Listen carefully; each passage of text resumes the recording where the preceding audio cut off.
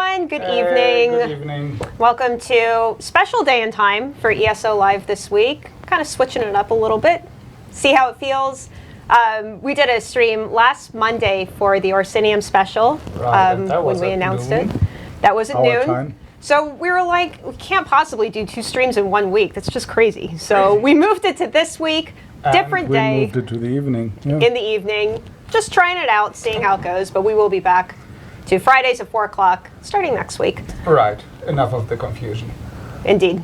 Stop being confused. Let's look at the show schedule. Should we tell them who we are? No? No. Let's jump right into today's show.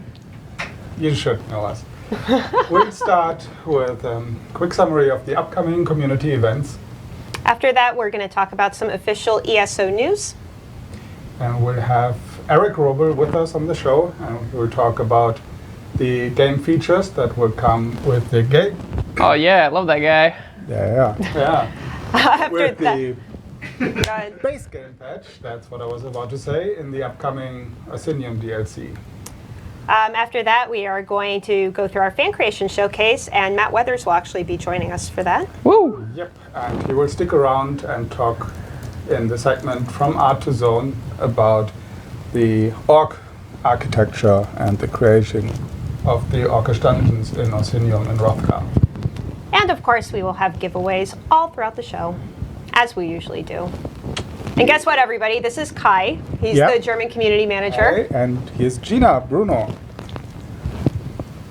All right. With the title? Thank you. With that Assistant title. Community There we go. Manager. Okay, so coming up first, we are going to get into some fan events.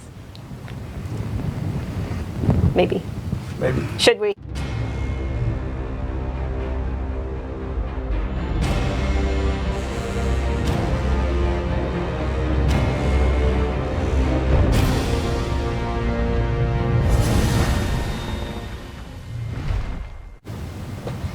Hey, so let's take a look what the community has in store for the community.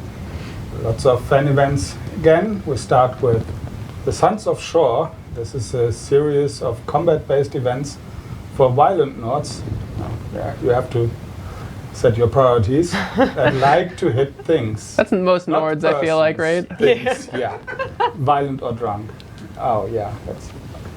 Anyway, this starts on October 12th and will go through November 7th. The time may vary, the places may vary, but it's on the European mega server in the Ebonheart Pact. If you're interested in joining, contact Flexa. He sounds strong. He better be for a Nord. After that, we have a gathering of extraordinary souls. You are invited to a night of food, drink, and fun, maybe even a murder or two. Ooh. Yeah.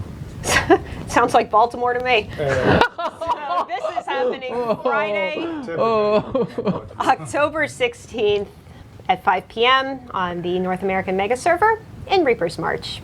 And this is for PC and Mac. The Oasis of the Ragged Hill Tea Shop is taking place on Friday, October 16th and also Friday, October 23rd at 7 p.m. Eastern Time on the North American Mega Server across from the Brooded Elf in the Ebonheart Pact. Next up, we have the Smash Crab Tavern Nights. If you're Those crabs hungry, know how to party. well, I usually just smash them. If you're hungry, thirsty, or even need a sweet roll, you should head over to Thane Maris House in Windhelm on the European Mega Server. This is Saturdays at 7:30 p.m. GMT +1, again on PC and Mac Mega Server. Okay, yeah. And that's it. We can't see that yet, but this crab There's some has guy a weapon. just... No, I'm talking about some The smash crab? The smash. Oh, look what you did! That took armor. forever to set up. It's the pinchers. They're hard to. It's hard for them to hold the continue, sword. Jump into the next segments with gonna fix the this news.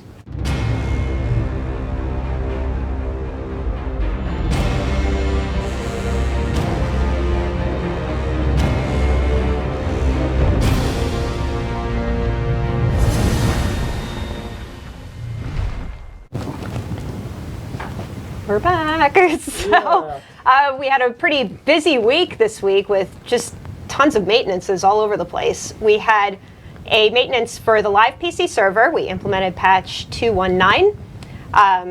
We had our first incremental since Imperial City launched on consoles. Yay. Xbox is now on 1.1.1.0. PS4 is on 1.08.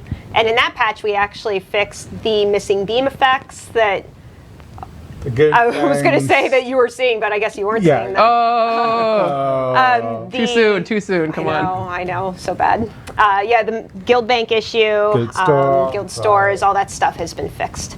And then for PTS, we also put in a new incremental patch 2.2.1 that fixed a whole lot of stuff in Orsinium. We have great news. There is another PTS patch coming on Monday. Fun doesn't stop. Doesn't stop. Here at ZeniMax Online Studios. 2.2.1. We are doing European Mega Server character copies at that time. Right. We have a ton of fixes going in. There are literally 3 pages of fixes just for Maelstrom Arena, including that one thing in Arena 8 we keep seeing on the forums. Something I with love that thing. you can't when target I want to not attack things. Yeah, it's when you really can't target the good. thing, it's really fun. It's So just challenging. Come on. you'll be able to target them now, Yeah. like you should. Hi, Matt. I thought he just came in and gave us the finger and I left. think Matt Weathers just that came was in. the fucking horn. Yeah, but it was like sideways, so I just saw one finger, and I was like, "Oh, hey, Let me dude." clarify, that was with love. Okay, love you it too. now. Horns with love. Yeah, so professional right here. We're so professional. It's getting late. Anyway. It's getting late. So. Also in that I'm not done, You're man. not done. Whoa, there's more. There's more. I'll let you finish. Even more. So in this, the next PTS patch, we're also fixing that monster mitigation issue where there was like 50% and wasn't quite right, so that'll be fixed. Yeah, And that was a also- pretty big bug. Yes, Yeah. it was. Okay, that's important to mention. But I don't know if we want to mention too, though. Am I interrupting Go. your flow? You have a pretty good flow. Go right ahead. All right. What else are we fixing? Well, just sort of to explain the mitigation change a little bit more is we fixed the bug so that the monsters are going to be mitigating the correct value, but we also adjusted the health of some of the monsters in Maelstrom and in Rothagar as well, because we had about the right kill times we wanted with that bug. So once we fixed the bug, we then sort of adjusted health. So like the difficulty should be about the same, but we made a bunch of tweaks to sort of a lot of the mechanics in those areas. Okay. Cool. Thank you, voice of the off. Thank you. No, I'm online. Okay, sorry. I was May talking I- too much and being obnoxious, so like, fine, we'll just show this guy again. You, I had no choice. so after, I wasn't finished. Oh, you wasn't still finished. We've interrupted Gina so many times. She's like, I just want to say my thing. You know what? please." Forget Yeah. it. No, Forget let's- it. You'll Go never ahead. know. Let's mention the ability costs, please. Yeah, tell me about the ability costs. Yeah. tell What us. was wrong with the ability costs, Gina? They were too high. Dun, That's all. dun, dun. They were really high. So that's going to be fixed in the next PTS batch. Moving on. Your turn. Oh. Go ahead. So, I can say something. Now that we're going into 2 more weeks of PTS testing, and then Orsinium is going to be live for PC Mac on November the 2nd. And it's Oh, going to yeah. come Coming. to Xbox on November 17th and to the PlayStation 4 on November 18th. I think your phone's ringing. Yeah, isn't that professional? Yeah, someone's like, oh my god, I see you on ESO Live. This see is you, man. awesome. I see you. It's actually me. I'm calling you, by the way. Thanks. Yeah, but you didn't even know I have your phone number. I'm surprised. Yeah, I keep it secret. I don't want people to call. Okay, Anyway, back on topic. we have, Focus. before this even goes live, we have the Witches Festival and items for the Witches Festival going to come to the Crown store. We should be able to see them right now. Yeah. Or like soon, maybe soonish, like a minute or two. maybe, Like not yeah. right now, but I think they're coming up. Yeah. Yeah. So while I'm still talking and waiting for them to show up, there is the horse show up. Siege. Oh, like Thank you. magic. There they There are. it is. The Spectra polymorph is Scarecrow. Oh man, that looks really cool. Yeah, it does indeed. We have the Ooh. pumpkin Spectra. Wow, that's He's- awesome. He's glowing. He is And- glowing. Yeah, he's really glowy. And we do have the undead horse. Oh, That's gross. Zombie. Yeah. I'm sorry, I'm going to say it. Gina, you gotta sell it. Come I do on. appreciate It is so no gross and So cool. spooky. Ooh. It's gross. Also, there are more Crown Store changes coming. If you haven't gotten the mind-shriven horse or the mind-shriven skin yet, make sure you get them. I've seen people riding around in town. They look really cool. Yeah, if you put a mind-shriven skin on the mind-shriven horse. Oh my god. Oh man. Oh my god, you have so many Way too wrinkles. much cool. Heard you like mind-shriven. Anyway, those will be gone from the store on November 2nd. Oh man, that is a really limited time, huh? It is. Gotta get in there and buy those. But although stated previously that we would remove the Daedrat, she will stay around. It will stay around. So there's still more Whatever time. gender your Daedrat happens Yeah. to be. I don't know. I didn't look. So we had put a thread on the forums, I think it was earlier this week, about Maelstrom Arena Challenge. There's a little bit of problems with Tell it. us more There about were- the Maelstrom Arena. Well, there was a bug that Eric Roble didn't fix with monster mitigation Right. and with ability costs. And they're fixed now, so that's great.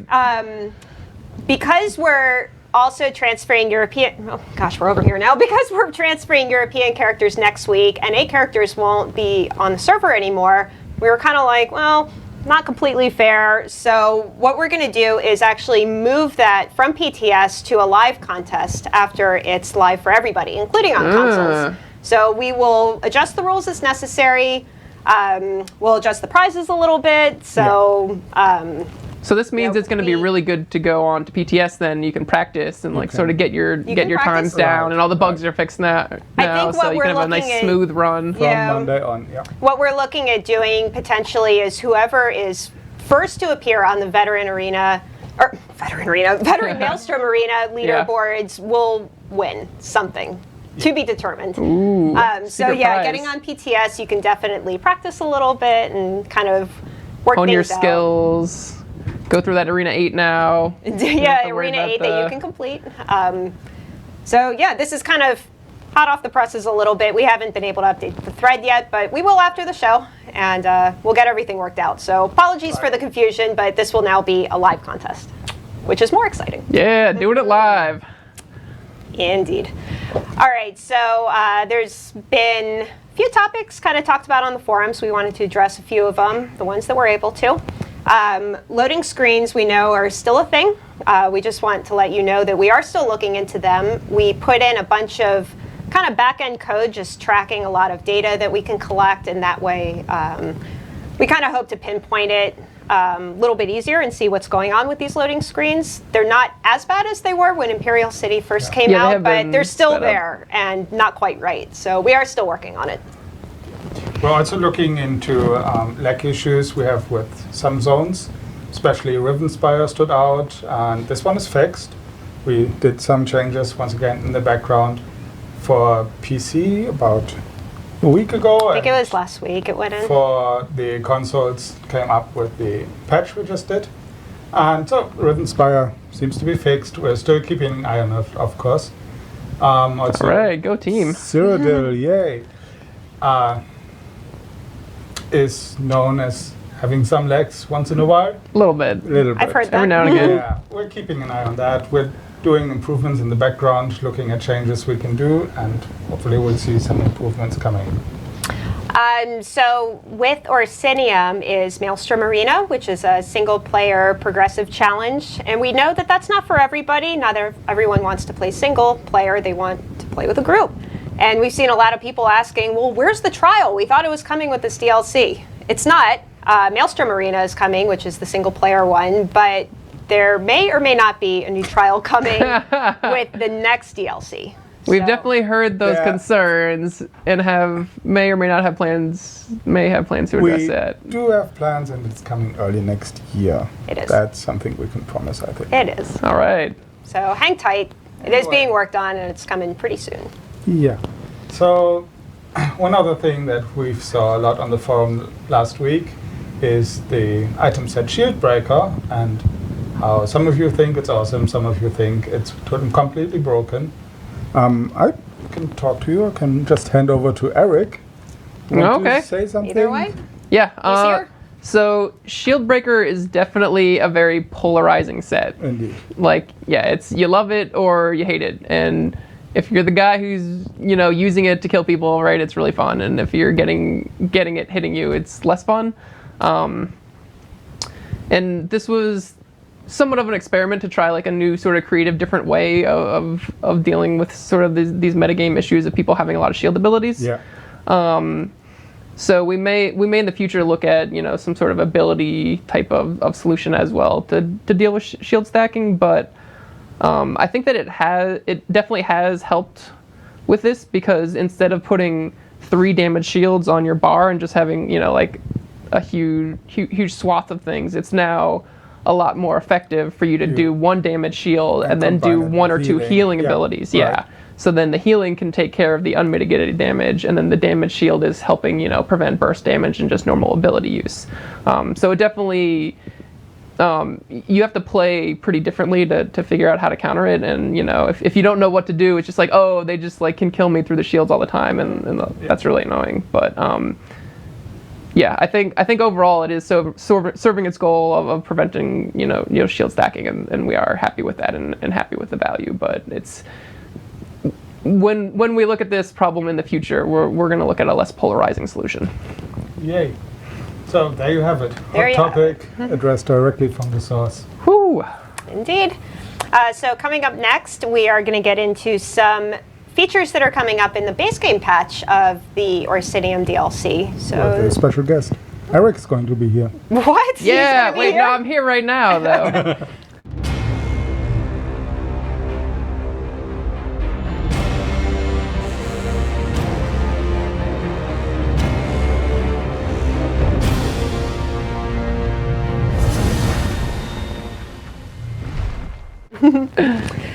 All right, so coming up first, we're just going to show a couple new features that are in the base game patch, and helping us is one of our lead QA testers, Kyle Harris, kind of just in the background. He'll be driving in the game. So one of the things that's coming out is controller support for PC. Yes, finally, exciting. we've been waiting. It's here. So excited. When controller support supports X input controllers specifically, so Xbox One controller, Xbox 360, any of those will work Okay, fine. that sounds very convenient. It is. So when you plug in your controller, it doesn't automatically turn it on. You have to go into the options menu. So Kyle will just ever he's so nicely going- show you. Right now, he's in settings. Yep, go to settings, go to gameplay, and gameplay. then there's a toggle for on and off. You can't Oh, you use just it pop it right on. after you found. So as soon as you turn that on, your UI will be switched from the typical PC UI over to the console UI, which is pretty cool. You can see his ability bar was different. Now when he goes Yep. to the main menu, it's that ribbon on the side there, just like the consoles. Right, the whole. And yeah, so adding abilities to your hotbar is a lot more different now. So you go to the individual slot you want, and you select it, and then you select the skill that you want. Ooh. Now he has 2 skills on his hotbar. He's got some Sunfire, character. puncturing strikes. Yeah, he's gonna do some Yay. serious Templar stabbing over there. That's And the gamepad has a really nice feel to it, right? Just like it fits perfectly in your hand. Well, I and guess can, if you like playing with gamepad. Yeah, It is- yeah. That's why we made it an option instead of like you have to play with a gamepad, right? It is a different game experience. You will keep your keyboard though, so you can use key bindings that you have on the keyboard, and you can also use your keyboard to continue to navigate in the game. If you look closer at the character, you will also notice that he's wearing something special. We are introducing the Akaviri crafting style. as Oh, part yeah. Of the The Orsinium base game update, patch, right? right. Yeah. So And anyone it's- has access to this, it's even if you not don't part of pay for it right, for not part of the Orsinium. DLC. This is a very special style because for the first time we're giving it away at the Siege Merchants for Alliance points. So I can buy it. So I go to Cyrodiil, is what you're saying? Go to Cyrodiil, Okay. you go to a Siege Merchant, and you can buy chapters of this book, of this crafting style, and learn them. And Okay, then so go that'll ahead be really and nice for all the craft. PvPers who have a whole bunch Right. of AP stockpiled and they don't have anything to do. They can spend them on, it's a little bit costly, but it's an And after they buy it, awesome-looking they can use armor. it themselves, and can they also trade it to other players? Of course they can. All right. Well, the stuff they craft. Okay, gotcha. As any other crafting style we have, it will require certain item to actually create the armor, which you can also buy at the Siege Merchant. So here we're seeing the heavy armor of the artillery style. Yeah, that guy looks pretty beefy right there. He does, but his shield is kind of ugly. His shield's really ugly. You know why? Because Kyle is able to dye his shield whatever What? color he Yeah. wants. No, there's no shield dyeing in Elder Scrolls. Come on, Gina. Don't be ridiculous. There is. Look at it go. So with this Yay. update, you will be able to dye shields whatever Oh color my your heart God. desires. Can you turn around? Thank you. Oh, there So you go. Actually see the shield. Yeah. Oh, Woohoo. that's not the color the shield used to be. What are we doing? This is madness. Very red. Oh, don't go purple. Oh yeah, you want a nice purple. You want people to know you were the ultimate warrior, and they can't mess with you. With pink and purple shields. Oh yeah, nice. We got double pink on that one. That is rocking. Well, yellow. Wow. Okay, nice. He's already Nice looking shaking. shield there. Yeah, our Kyle is also looking to be an artist. You know, at one point, so he's trying to showing you some of his skills here. Yeah, awesome color composition. So yeah, pretty exciting. Oh, And this will be available again for everybody in the base game patch. You'll be able to Nice. dye your shield. Nice. Good times. So yeah, thanks Kyle for hanging out. Ooh, and can we clap over the mics? Not we can, like that. We can clap We lightly. can. Here, golf clap. Golf clap.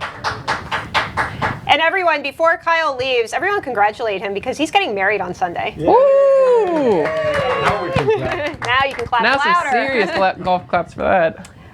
So another item that we have going into the next update is the Champion Point cap and catch-up system, which Eric is going to talk a lot more about, just kind of describing what this is, kind of the future, our vision, all that I got stuff. words. Yeah. I got It's got a some lot of charts, all words. kinds of good things. Oh, man. It is going to be So- exciting. It's going to be a lot of math. Welcome to the show, officially. Now. Oh, hey.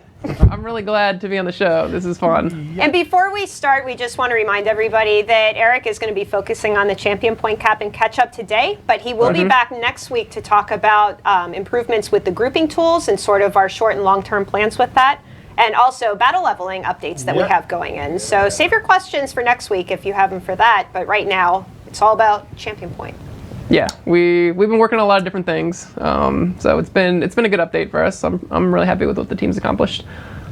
And so with the Champion Point cap and catch-up system, we had two sort of primary overall arching goals. First off, we wanted to work on the balance of not only PvP combat but also PvE combat. So it's not very fun if you're running around in PvP, sorry, and you know someone else has 2,000 champion points and they can just come over and like kill you in 2 shots, right? Certainly Is that how not. they kill people? Just like that? Yeah, Yeah. I mean that's how I That's how you do it. If you have 2,000 Sometimes I have a points- sword, sometimes I have like a duster, to Yeah. make the walls clean too. Depends on the day.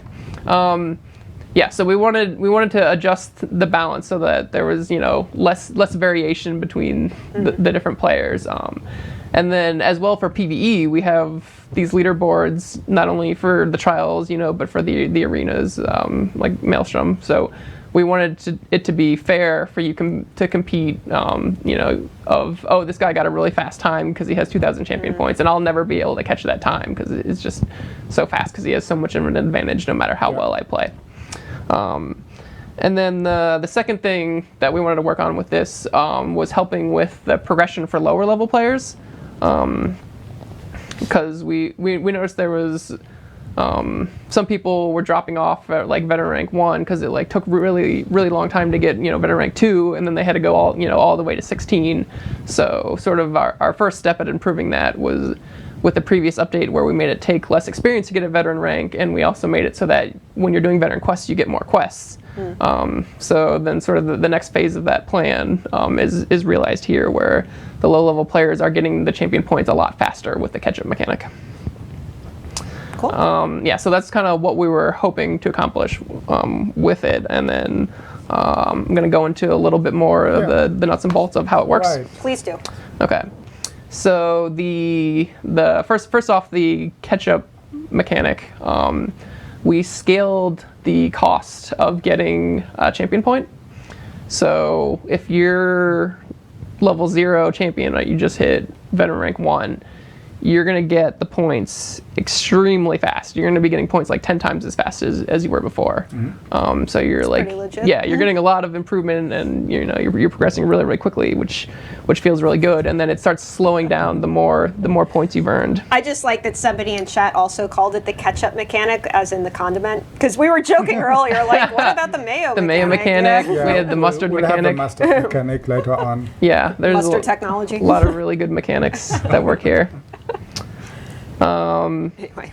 Yeah. Please. Okay, and then the second part of it is, of course, the cap. So the number of points that you can get or the points that you can spend specifically are capped at 501.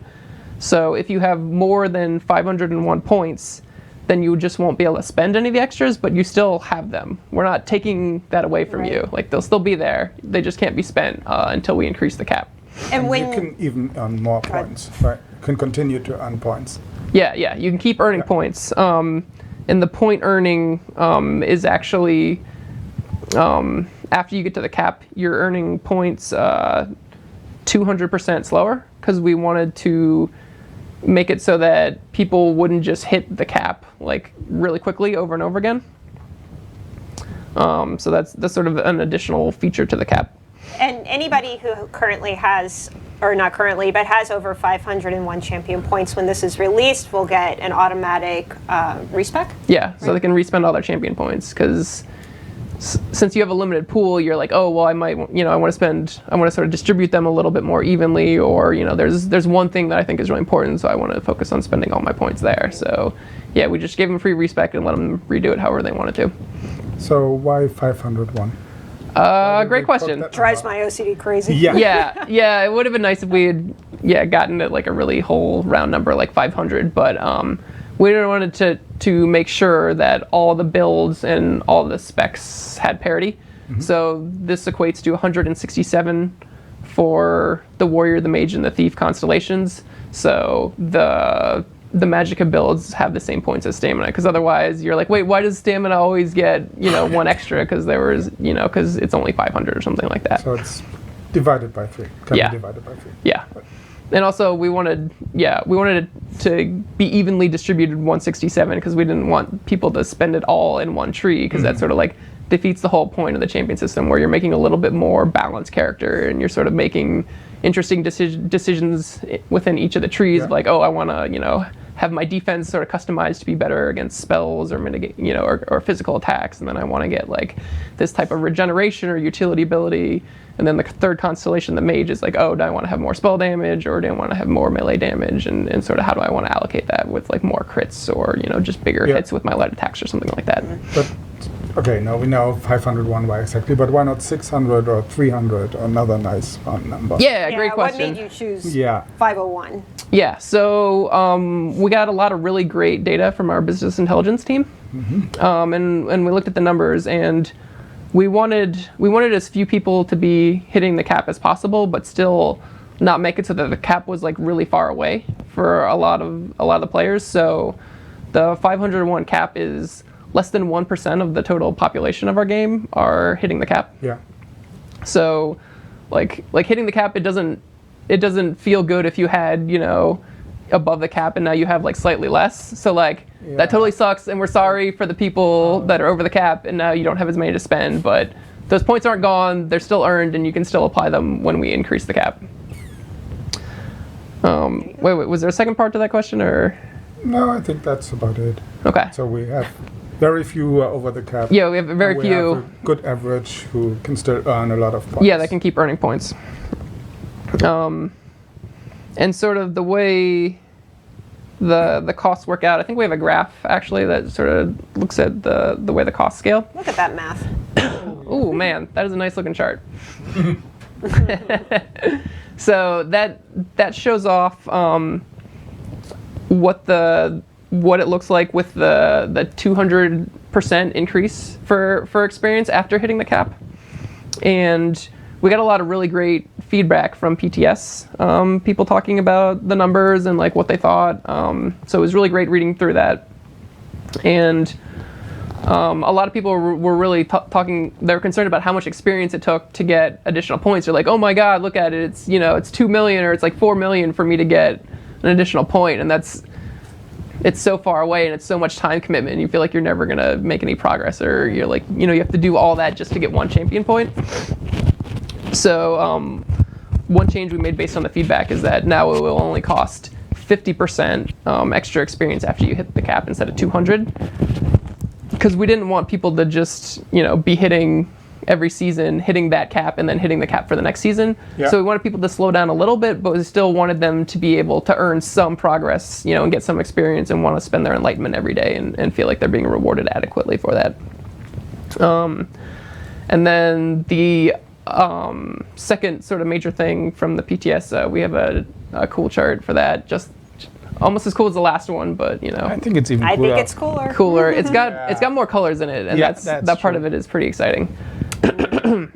So this one, it's got a really bright, beautiful neon green line here at 400,000, and that's the current amount of experience required to get a champion point. And the top orange line is the current values we have in there right now. So you hit sort of an inflection point around 330 or so champion points, where it starts taking more and more to reach the cap, more than the old value. And there are a lot of people talking about how, oh, now it's going to take me longer, so this is kind of like a punitive system, and I feel like I need to grind out a whole bunch of experience before they release this. And we didn't want it to be a negative experience for people. Like we wanted it to be like, oh yeah, okay, the cap is good. It's making the game more balanced and it's giving me a bunch of bonuses. So we adjusted the curve here, and you can see the second line, the teal one, where now the inflection point is more like 450 or so. Yeah, it's very close to the cap. Yeah, so you won't start having to pay more experience basically to get a point until the very end, when you're almost there, and then the curve only goes up a little bit after that anyways. So it's pretty much the same 400 cost for everyone, and then sort of at the beginning of the chart, you could see the amount of experience. It was like way less to get a champion point than it is right now. So like you're going to be shooting up that curve pretty quickly. And we've been doing some play testing like on PTS and stuff, and like we're like running through Maelstrom Arena, and we're getting like ding champion point, ding champion point, and that was like feeling really good to get them quickly. So that's been a really positive, fun play experience. And the overall experience, if I start at champion rank 0 now to reach the cap, is lower than... it's much less experience overall to get up to the cap. I mean, not everyone is going to hit the cap, and we're not expecting it to, but it makes it easier to balance, because we can say like, oh, okay, most people have around like 300 champion points, right? And then we can balance the difficulty to that for any sort of like PvE encounter, or we know the maximum possible, is 500. So it's like, okay, we balance it sort of like, around easier than 500, and then anyone who's at the cap, then it's like, okay, it's going to be easier for them. They're going to have less of a challenge. So people can sort of see, play through the content, and then it'll gradually be getting easier for them as they're earning more champion points.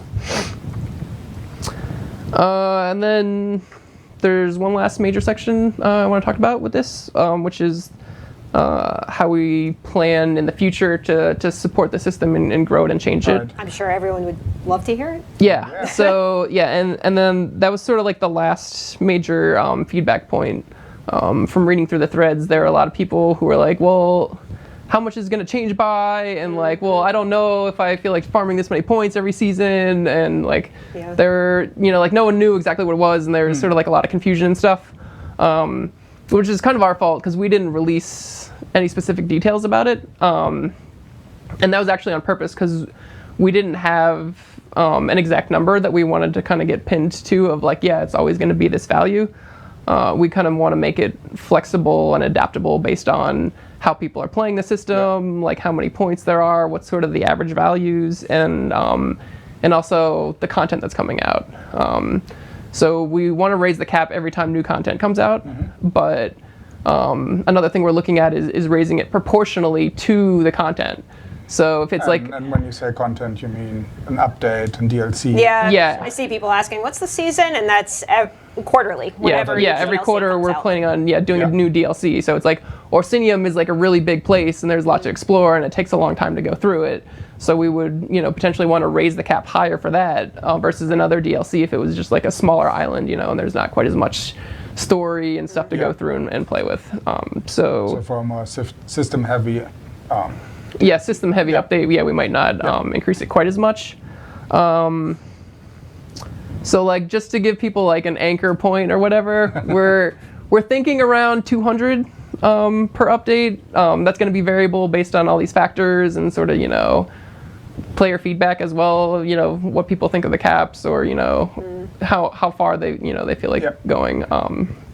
We'll be adjusting it. Yeah. Eric Roble just promised 200. Mark it on your calendars. That's a number that might happen. 200-ish. If you paid attention, you know that it can't be 200 because you cannot divide it by 3. Oh yeah! Look at this guy. There you go. Yeah. That's why you're paying the big bucks. Oh yeah.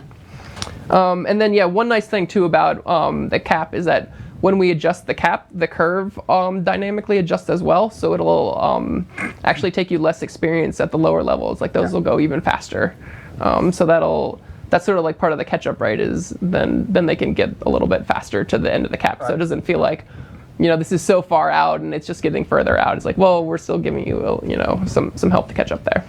If you want to learn more about the actual formula behind this, go to our forums. There's a sticky thread in the PTS section, of the PTS section, where I know a lot of you already read it, contributed. That's where we got the feedback. Is that the one where Ryan's been posting? Yeah, he's been like a monster. He's like posting all kinds of stuff on that. A lot of math in that thread. Oh yeah. If you like numbers, that is the one for you. And thanks to Ryan. He's the programmer that implemented that system. If you guys are wondering, so he's like really invested in it too, and like he really wants everyone to enjoy it as much as possible. So yeah, me and him have been going back and forth a lot with the feedback and talking about how players feel about it and their different ideas and stuff like that. So that's been really productive. Okay. Most excellent. Do we have any questions? I've been kind of watching. Yeah. Yeah, but that's basically I think a pretty good overview of the cap system and the ketchup mechanic. And the mayo mechanic. Yeah. Yeah, and the mayonnaise, mustard, all that kinds of pickle relish mechanic. Excellent. Well, like we said earlier, Eric will be back next week to talk about grouping tools improvements, both what's going into this patch and potentially what we're kind of looking at doing in the future. Yep. And also battle leveling updates, just kind of giving everyone an update on battle leveling. The hits just keep on coming. Yep. So thanks, as always, for joining us. Oh, yeah. I love being on the show. It's great to have you, and we will see you next week on the show. Yep. I'm coming back. And now we are going to do our first giveaway. And I'm sitting on it. No worries, we're not going to. Oh, it's nice and warm. Oh. Yeah. We're going to be giving away a hoodie. One of the 3 Alliance hoodies that we have, Ebonheart, Aldmeri, or Daggerfall. So what, I didn't check before I came down here what sizes we have available. I don't know, we have 3 of them. I know we definitely have medium, large, and extra large, and I think that might be it. So if you win, you wear one of those. Let us know which you want and we'll check which sizes we have. Indeed. So if you would like to try and win one of these excellent hoodies getting ready for fall, type in keyword champion. Oh, who came up with that? You know, because Eric Roble just talked about champion. Oh. We're really clever. Yeah. And yeah, we aren't going to give you the one that Kai's been sitting on. Nope. Because, we can't do that. So again, we do have sizes medium, large, and extra large in each of the hoodies. There we go. And now everybody's typing it in. And they're super excited. Ooh. Oh, whoops. Jason just confirmed it is medium, large, and extra large for each of the hoodies. Thank you. Good. So what else is going on? I'm going hiking this weekend and going to Kyle's wedding. Yeah. Is that what you meant by what else is going on, or do you mean the game? I was thinking of game-related topics, but tell us about your life. No, let's just pick the winner. Okay. So the winner of this hoodie is Blue High. Congratulations. Kind of like Blue Eye, but with an H. So congratulations. Jason likely will be in touch with you on Twitch chat. So just give him your information. We'll get you the size and the alliance of your choice. And don't forget your other folder in case it goes into spam and not directly to you. That has been known to happen occasionally. So, what's Okay. next, Kai? Let's finish this up and go to fan creations.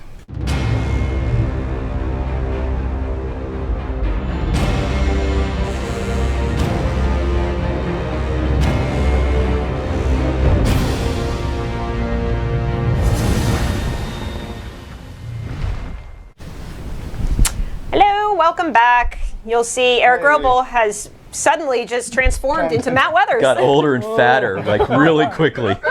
So Matt Weathers is one of our senior artists. We have had him on the show before, and we thought, what the hell? We'll bring him back. He's so much Yeah. fun. So, And I'm close. and you decided to stay late. The so tremendous, it's like, well, the tremendous walk down here. come on yeah. in. So we're going to be going through just a couple of fan art first. Matt will go through with us, and then we'll get into the next segment after that.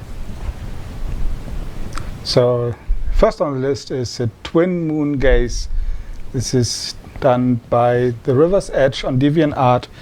It is a birthday present that was done by the artist for the player Pap Azur. The character name is Magna, and you had a great description for it when we were Well, going over I mean, this is lovely. This is the Khajiit Mona Lisa right here. It is I mean, indeed. look at that. This slightly hinted smile. Now, I have been asked to throw in the odd and occasional bit of critique, like people seem Yeah. to like hearing little Me bits too. of tips and tricks. Sure, everyone wants to improve. Yeah, so I like this, and one of the there's two areas to it. One is the nose is flattening out just a little bit. If you look at it when it comes down from the forehead, it feels very much like a plane and it has kind of a sharp angle. And just taking a little bit of that color on the lower arm and blending it in there will give it more of that kind of rounded feel, like a cat's actual nose ridge. And I actually I look at these before we do the show. Yeah. And I brought this into Photoshop because I wanted to be able to like give a better critique. So one other thing that is a very simple art trick.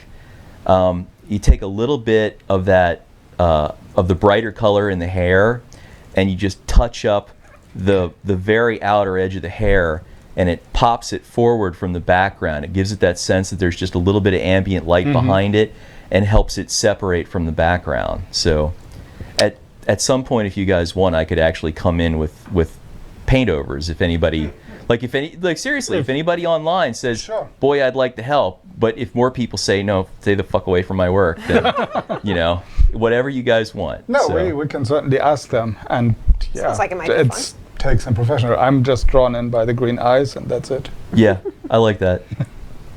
So next we have a piece called The Elder Scrolls by Nirix. This was found on DeviantArt. This is digital artwork of a drawing from, guess what? The Elder Scrolls universe. Well, thank goodness. Well, I mean, seriously, like it's wonderful that people are interested enough to draw things from our world. Like trust me, I've worked on things that nobody gave a rat's ass about, and this is a wonderful thing. So now looking at this, I love the mood of the piece. I love the background, because they're like, if you get a chance to look at this close up, there's a lot of simple brush stroke going back in there, a lot of nice kind of painterly stuff going on. One of the things I might suggest to this artist is you can, and I played with this once again in Photoshop, you just lasso select that whole front element, and if you bring the contrast up such that the darks and the lights are brighter than anything in the background, it really will pull that image forward. And that's typically something you can do, like if you paint that on a front layer and then leave the stuff behind it. But it's just a little art trick. I'm not sure if they're painting this in Photoshop or some other painting program, but like I like this. And if we could zoom in on the face, you'd see a lot of really good work up there in that very interesting area. I would wonder if this was a work in progress. I'd love to see this come back at us at some point. So, but good work so far. So now we have a cosplay armor, Daedric armor indeed, from Julieta Savatsky. It's a photo done by the Titans of Cosplay and published on DeviantArt. And this was taken at the EGX event held at the NEC Birmingham in September. It's very cool. I'm always. Oh, go ahead, man. No, I was just about to say I always admire these crafters. They put so much detail, so much love into their armor. I mean, it as a concept artist, and I did not draw this armor. Like this armor was drawn by somebody way awesomer, who, and I want to say this one is from. I want to say it's either from Oblivion or Skyrim, but like you draw an armor, and when you're drawing it, you have to remember that it's going to be done in 3D. You have to remember there's a back and a front, and stuff has to kind of make sense. And then so, we have these wonderful character artists we work with, and they put this stuff together in such a way that it really works. But you're still talking about something in a video game, parts of the armor that don't make physical sense in the real world. And there's a lot of stuff on the armor we designed that would just murder you if you tried to wear it. But then someone goes to this extra effort and they make a wonderful real world interpretation of these armors. It's always a cool thing to see. I love the costuming. So thank you, Giulietta. Next up, we have a piece called Still Playing PvP in ESO by Petrie, who we have featured before previously in the show. The only notes I have here, it's a Dunmer Dragon Knight vampire that is actually used by the artist when he PvPs. So I love this, and I love the other things we've seen that I want to say she's worked on, because I went to her site. And if I'm right, she's she. This isn't a commentary. This isn't commentary on their looks. The thing is, my memory's always fuzzy after a certain hour a day. But no, so like it's late. We've had other works that this artist has done, and I've loved them. Like I love the graphic design style of them. They have a very traditional feel. I want to say these, it said, I think it said on the site that she was Finnish, and I think I'd said, like, when the first one we saw, that there was kind of a Scandinavian feel to it, that there was like a traditional art kind of feel to it. And you were right. And hey, trust me, man, I have to celebrate whenever I'm right, because it's a rare and wonderful thing. But this is lovely work, and it's also, once again, someone's playing our game, and they've got their spec.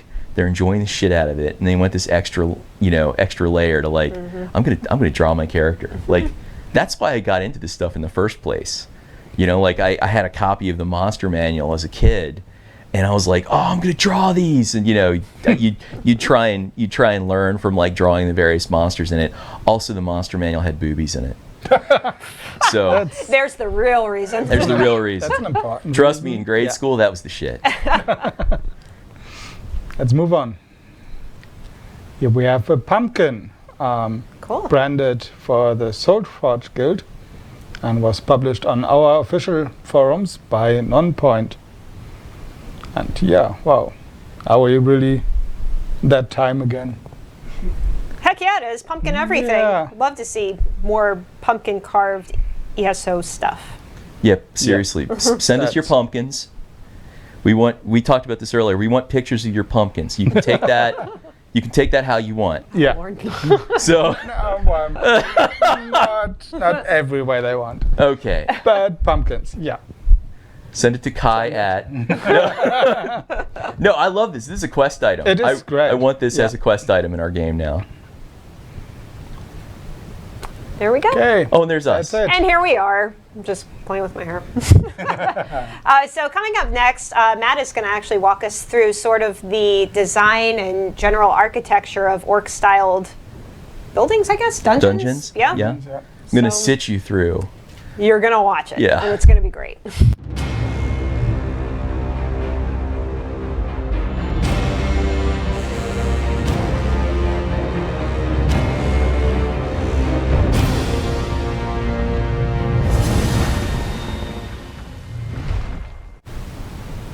So, We've had you here for Imperial City for all the architecture. No, which was awesome. we're back with another city, and it's not even a city; it's a whole zone with these architecture. Actually, I think the last time Matt was here, there was a certain hashtag that really kind of just took off. Oh yeah. So Because- let's Let's take. get this over with. So first of all, 5 seconds is not enough time to go to the bathroom. So, second of all, like, I had a lot of fun telling you guys anecdotes about, stupid things I've left in the art, and Rich's wife Terry made me a shirt letting everybody know, There it is. what I'm about. So, like I needed the help. I really needed, this should have an arrow on it or something. And if you don't understand this, look up our previous show. There's a show with Matt The last time Matt was talking here. about Dunma. I don't want to pronounce it. Ashholes. Ashhole. Ashhole. Yeah, Dunmer ashholes. It's important. Not what you think it is. Anyway, so Imperial Moving. City. Can I throw one thing out? Go ahead. So, unrelated to Dunmer ashholes, okay? We're doing the show a little later than we normally do. And I just wanted to say the only reason I'm able to be here right now is because my wonderful wife is juggling both the kids right now. So when I asked her, I said, hey honey, they'd like me to be on and they want me to do the late show. She's like, oh, you know what? You really enjoy it so much. Why don't you just go ahead and do that? So honey, I know you're not watching, but they're recording this somewhere. So I love you She'll and see it thank you so eventually. much. Yeah. So And do you know that your wife is the reason why I'm in this position, why I'm doing community management? She inspired me. She was one of the guides that I thought, wow, this is so awesome what she does. I want to do it too. you know what? It's been so nice to be in this community of people that have kind of all worked together, and it's really nice to be able to hear stories like that. So I know Sonia will love hearing that as well. So love you, honey.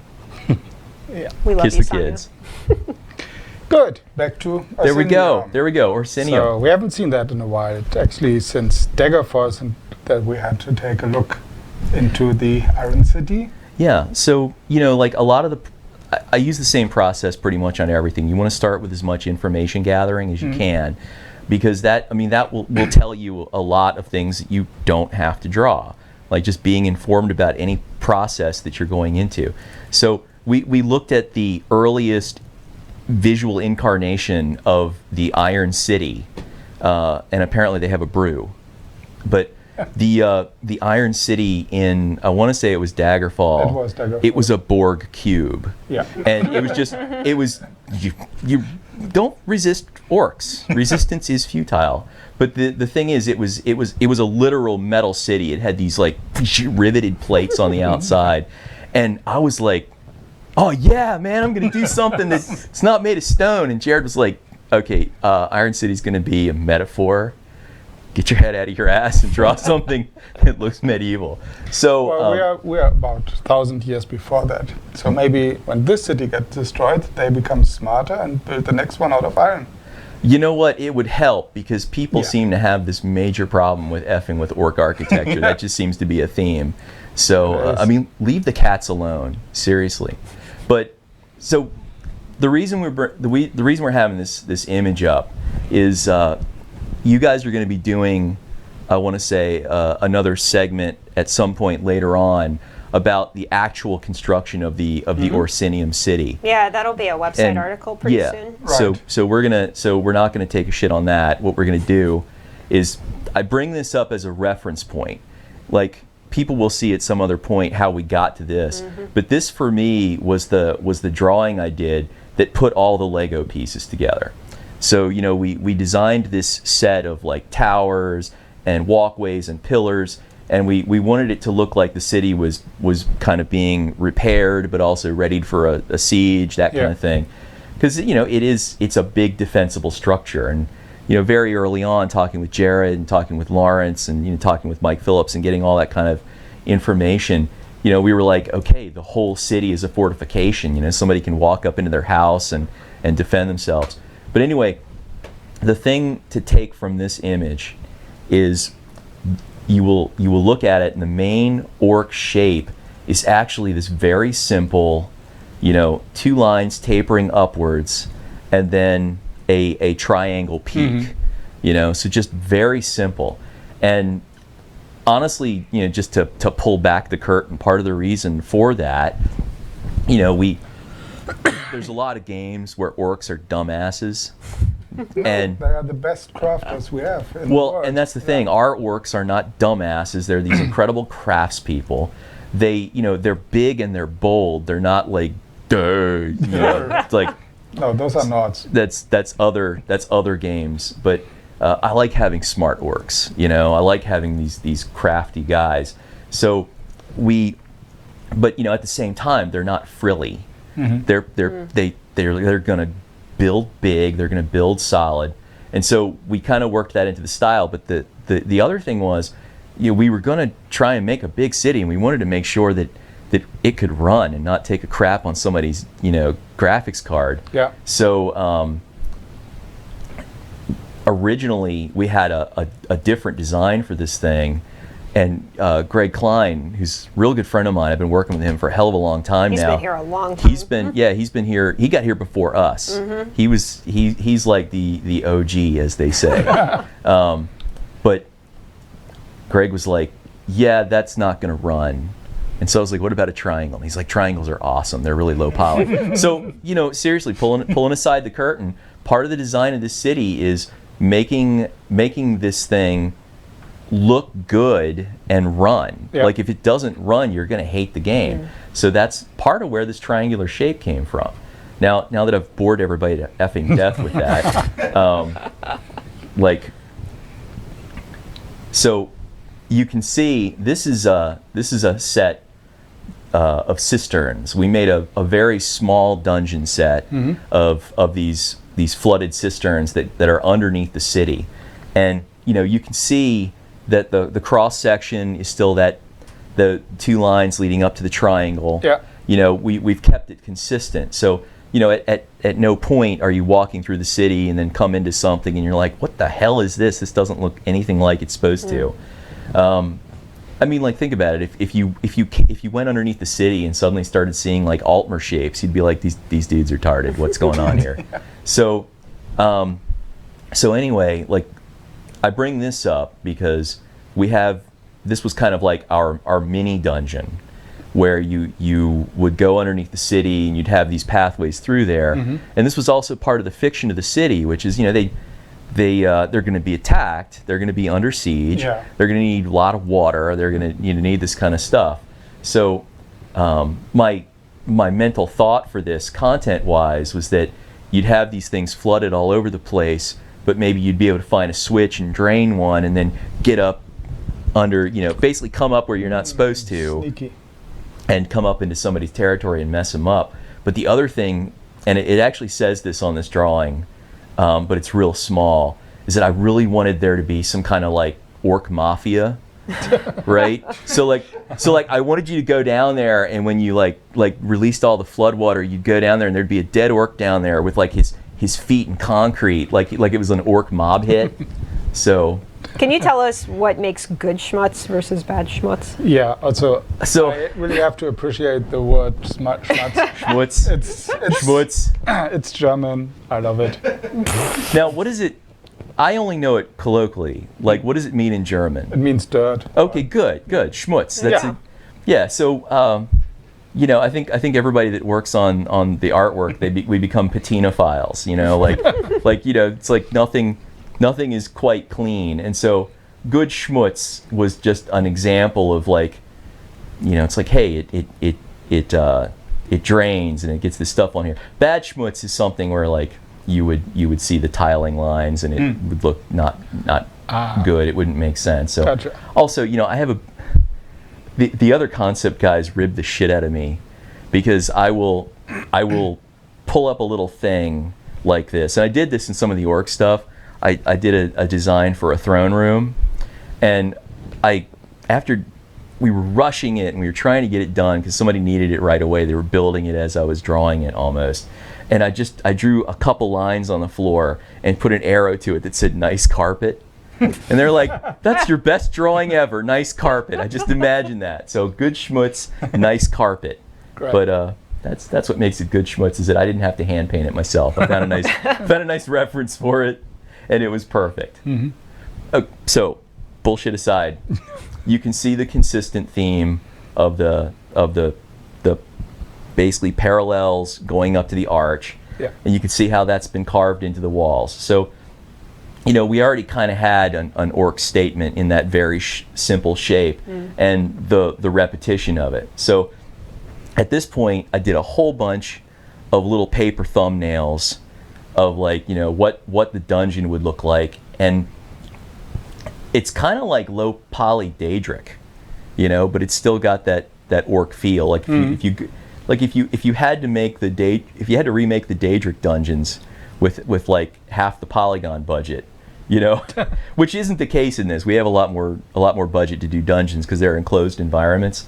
But I wanted something to feel like solid and linear. Like they dug a hole in a cavern, and then a whole bunch of orc craftsmen went down there and carved the living shit out of it and made this kind of environment. So after I did a whole bunch of thumbnails to kind of figure this out, thumbnails that are so ugly that I am not going to let anybody ever see them. I mean, and on recycled paper, by the way. I just want to say I've been responsible. So they're side note, because I can't tell a story straightforward. I have a printer near my desk that people use all the time, but they print out huge documents and then just leave them there.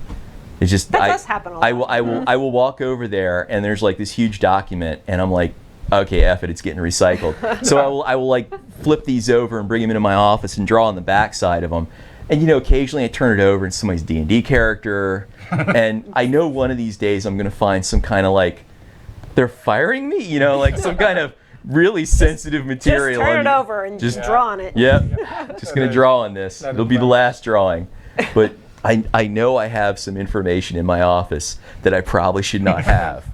But that's what they get for maybe not picking you it should up. go to the goddamn printer. Yeah. So don't waste a tree. So But anyway, when you mentioned thumbnail, what is a thumbnail for you? For me, it's just a little icon that I maybe can click on the internet. Yeah. So the kind of artistically, and with all things artistic, there's all kinds of different interpretations of it. But the thumbnail, in my purposes and in a lot of people's purposes, it's the small, quick, crappy drawing you do, where getting the shape and the idea out just really quickly with no details. Like a lot of people just do silhouettes, just lots of quick silhouettes over and over again. And the idea is that you want to generate a lot of ideas, because typically what happens with anal retentive artists who are all like obsessive compulsive and have to be treated with pills, the thing you do is you get a really good idea and then you blow it up and make it 300 DPI, and then you start putting all the details in there, and then your art director comes by and you spend a week on that, and that's totally not what I want. So you avoid all this by doing a whole bunch of really nice thumbnails. You show it to the people you're working with. It generates ideas really fast, and then a lot of times somebody will come by and say, okay, I like number A and I like number D, and I know those are not numbers, but I just said that. So I was going to correct you, and I was like, I'll just let it go. Just let it go. Was it over when the Germans bombed Pearl Harbor? Germans? Anyway, so a lot of times the art director will come by and say, I really like some of this one and some of this one. So you make a little love child that's like, these had a baby and this is the one it looks like, and then you throw all those details together. Yeah, it's the love children, man. And so that's how you end up with the designs. And then once you've got that, I tend to go into 3D. So I designed these arches and these supports and all the shapes on the floor, and I went through and did a bunch of geo, to let people just run through these dungeons. So we exported these in game as a test. And thank you, Fixture Team, for always hooking me up. And we were able to run through them. Jared was able to take a look at them, and we got them to the right size. And then it went to people who actually know what they're doing. The Fixture guys themselves, who are these incredible guys, who are always making me look good because they do this beautiful work. And so you take this kind of stuff, generate it, and when they get the stuff. When they start playing with the stuff in 3D, then at that point I start really doing the hardcore drawings on it. So this, for instance, was just, hey, here's 2 ways you can do the column. And also I like these line drawings because they're super clear. Like a lot of times if you paint something really beautifully, you obscure a lot of the construction details. That's my excuse for drawing the way I do. But basically I draw these, and you can see these things are cut out of living rock. You can see the lines of the wear lines and the various strata lines from these things actually being cut directly into the rock. And you can see that there's been fights in here, and there's been sword nicks on the walls, and things have been broken by hammers. And then you get stuff like this where we dig in a little deeper. So we've got a door, and we've got a top down of the floor. Once again, schmutz, right? Yeah. Is this the good schmutz or the bad schmutz? This is good schmutz, because I drew this schmutz. So, well, I kind of drew it. I mean, we sample things. But so like the whole, we wanted these things to look like they'd flooded, and then stuff had kind of grown there and then died. So you're coming into these dungeons after all this kind of stuff has happened, because they're ancient. Everything in the ESO world is ancient. Like, that's why there's no babies in the ESO world. Everything is ancient. So, and then those things to the right are little decorations. We did some bas relief to fit in some of the shapes there, and this is a cheap trick. The one in the lower right-hand corner is the same one, but busted up. And cheap artist trick, this is how you get variety. So it takes the more complicated the piece of artwork, the longer it takes to actually make it. So somebody made a bunch of these, and then we could just break them up and make them look defaced and things like that, and then you got a lot more use out of them. So I don't know whether somebody's going to be like, you're telling all the tricks. We make everything on purpose. And I probably wrote something smarmy on that, but I don't. It's too far away. So, and This is cool. we also did a bunch of props. So this was something where you could potentially hang this in the dungeon if somebody was down there using it as a space. You could also, you could ruin this and tear it all up, or you could keep it really nice and actually put it up in Orsinium. And my wife does embroidery. Like, she quit smoking like a decade plus ago, and she immediately started sewing just to make sure she didn't start busy work. to just keep the hands from the cigarettes. And so I'd really like her to make this one day, but I don't know if it's finishable. It's just lots of little detail in there. So That would have been an awesome asset to have, though. yeah, well, it exists. That's in game right now. No, So, I mean in real life. A Oh, real life yeah. asset. Behind us on the wall. Yeah. I'll talk to Sonia. We'll get back a year. How do you come up with these colors? I mean, that they feel right. I would never be able to say this is the blue I want. So I come up with these colors. I actually pulled up images of the terrain and that kind of thing, and so there was the kind of depressing slate color plus the warmth of the kind of other stuff around it. And also, frankly, I did a bunch of different colors of this. Like, I did one that was much more cool blues and whatnot.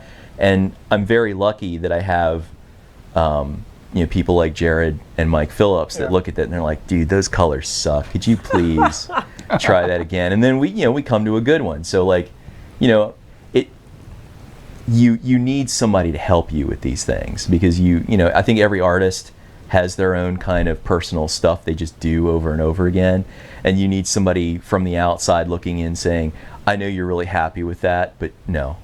So, but I have people that do that with an utter respect. That's been a wonderful thing about being here. So that's a tapestry. It could be a carpet. If you wanted, it could be a nice carpet. I wouldn't walk on that. So now this is basically, I told you guys I did a bunch of 3D, and I used the 3D as examples of like, hey, here's a thing we could do with a dungeon piece, and you use it as a point of conversation with people. And it's like, hey, would this be something, adventure-y, kind of useful? So to the left is like the thing opening into the actual wall of the rock. That the wall and the wall looks like it's been quarried. There's a certain kind of quality to it.